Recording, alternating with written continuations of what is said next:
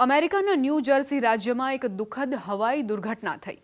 દક્ષિણ new jersey પરથી હવામાં જ બે હેલિકોપ્ટર એકબીજા સાથે અથડાયા, જેના લાઈવ વિડીયોમાં પણ જોવા મળી રહ્યું છે કે એક હેલિકોપ્ટર નિયંત્રણ ગુમાવી બેઠું અને ગોળ ગોળ ફરતું નીચેની તરફ આવી રહ્યું હતું।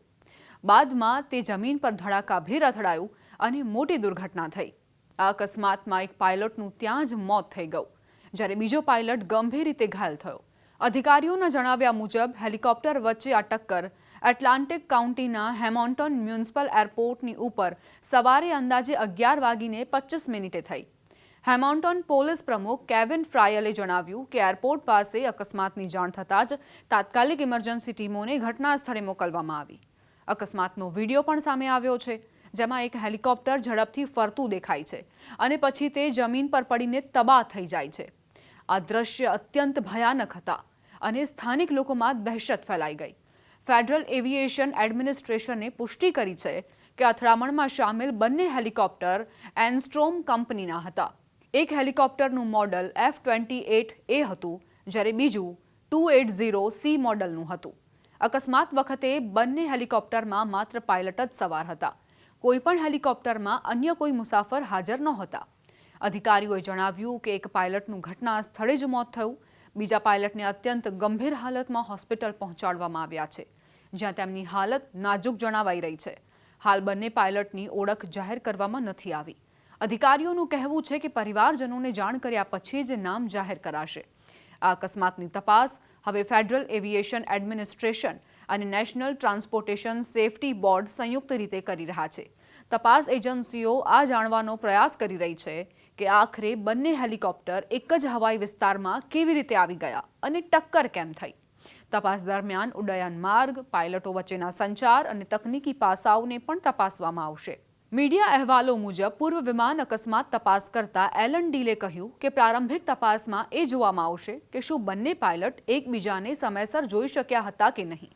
તેમના મતે મોટાભાગની હવાઈ અથડામણોનું કારણ એ જ હોય છે કે પાયલટ સામે આવતા વિમાનને સમયસર જોઈ શકતા નથી। તેમણે કહ્યું કે તપાસકર્તાઓ એ પણ તપાસ કરશે કે ક્યાંક કોઈ હેલિકોપ્ટર બીજાની બ્લાઇન્ડ સાઇડથી તો નહોતું આવી રહ્યું। હવામાનને લઈને પણ પ્રારંભિક માહિતી સામે આવી છે। અધિકારીઓનું કહેવું છે કે અકસ્માત વખતે હવામાન અત્યંત ખરાબ નહોતું। અમેરિકાના ન્યૂ જર્સી રાજ્યમાં એક દુઃખદ હવાઈ દુર્ઘટના થઈ। દક્ષિણ ન્યૂ જર્સી પરથી હવામાં જ બે હેલિકોપ્ટર એકબીજા સાથે અથડાયા, જેના લાઈવ વિડીયોમાં પણ જોવા મળી રહ્યું છે કે એક હેલિકોપ્ટર નિયંત્રણ ગુમાવી બેઠું અને ગોળ ગોળ ફરતું નીચેની તરફ આવી રહ્યું હતું। બાદમાં તે જમીન પર ધડાકાભેર અથડાયું અને મોટી દુર્ઘટના થઈ। આ અકસ્માતમાં એક પાયલટનું ત્યાં જ મોત થઈ ગયું, જ્યારે બીજો પાયલટ ગંભીર રીતે ઘાયલ થયો। અધિકારીઓના જણાવ્યા મુજબ હેલિકોપ્ટર વચ્ચે આ ટક્કર એટલાન્ટિક કાઉન્ટીના હેમોન્ટન મ્યુનિસિપલ એરપોર્ટની ઉપર સવારે અંદાજે 11:25 થઈ।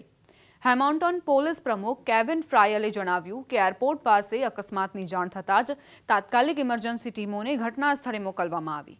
અકસ્માતનો વિડીયો પણ સામે આવ્યો છે, જેમાં એક હેલિકોપ્ટર ઝડપથી ફરતું દેખાય છે અને પછી તે જમીન પર પડીને તબાહ થઈ જાય છે। આ દ્રશ્ય અત્યંત ભયાનક હતા અને સ્થાનિક લોકોમાં દહેશત ફેલાઈ ગઈ। ફેડરલ એવિએશન એડમિનિસ્ટ્રેશને પુષ્ટિ કરી છે કે અથડામણમાં સામેલ બંને હેલિકોપ્ટર એન્સ્ટ્રોમ કંપનીના હતા। એક હેલિકોપ્ટરનું મોડલ F-28A હતું, જ્યારે બીજું 280C મોડલનું હતું। અકસ્માત વખતે બંને હેલિકોપ્ટરમાં માત્ર પાયલટ જ સવાર હતા। કોઈપણ હેલિકોપ્ટરમાં અન્ય કોઈ મુસાફર હાજર નહોતા। અધિકારીઓએ જણાવ્યું કે એક પાયલટનું ઘટના સ્થળે જ મોત થયું।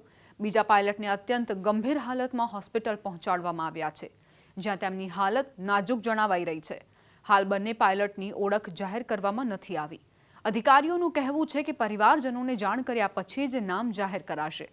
આ અકસ્માતની તપાસ હવે ફેડરલ એવિએશન એડમિનિસ્ટ્રેશન અને નેશનલ ટ્રાન્સપોર્ટેશન સેફટી બોર્ડ સંયુક્ત રીતે કરી રહ્યા છે। તપાસ એજન્સીઓ આ જાણવાનો પ્રયાસ કરી રહી છે કે આખરે બંને હેલિકોપ્ટર એક જ હવાઈ વિસ્તારમાં કેવી રીતે આવી ગયા અને ટક્કર કેમ થઈ। તપાસ દરમિયાન ઉડ્ડયન માર્ગ, પાયલટો વચ્ચેના સંચાર અને તકનીકી પાસાઓને પણ તપાસવામાં આવશે।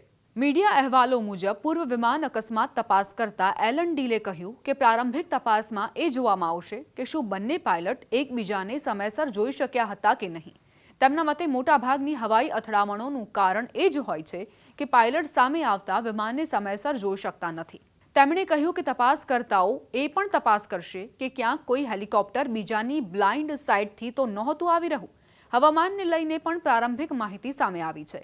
અધિકારીઓનું કહેવું છે કે અકસ્માત વખતે હવામાન અત્યંત ખરાબ નહોતું.